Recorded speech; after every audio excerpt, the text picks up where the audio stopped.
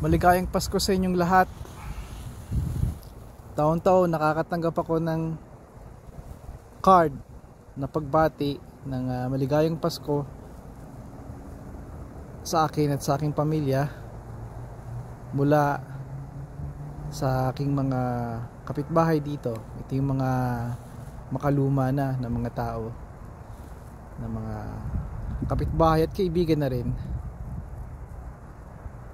Nagbabago ng panahon, hindi na ito madalas na nakikita sa mga pamilya at kaibigan, sa mga tao itong card, pero sa kanila patuloy pa rin sila nagbibigay at natutuwa ako. Kinukolekta ko ito at may karamihan na rin ang mga koleksyon ko nito sa mga bigay nila. Kayo ba? Nagsusulat pa rin ba kayo sa mga card para sa inyong mga kaibigan at minamahal, mga pamilya? Maligayang Pasko sa inyong lahat at hanggang sa muling pagkikita.